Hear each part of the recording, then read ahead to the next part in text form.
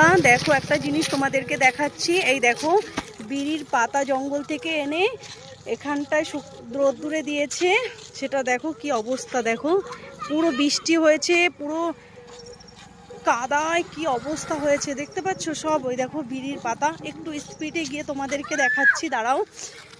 কেন কি আমাদের বাঙালিরাই তো বেশি বিড়ি বাঁধে, তো দেখো এরা কত কষ্ট করে বিড়ির পাতাগুলো নিয়ে এসছে, এনে এই মাঠের মধ্যে দিয়েছে।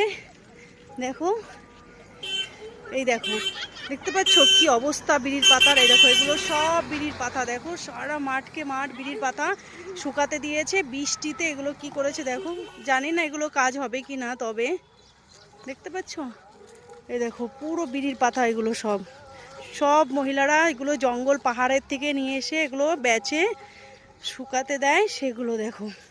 তো আমি এই রাস্তা দিয়ে যাচ্ছিলাম আমাদের এখানেই, তো তোমাদের সঙ্গে একটু শেয়ার করলাম। কেন কি বলো তো, যে আমাদের বাঙালিরাই তো বলো বিড়ি বাঁধে বেশি, তার জন্য দেখালাম। চলো চলো বন্ধুরা, রাখছি এখনকার মতন।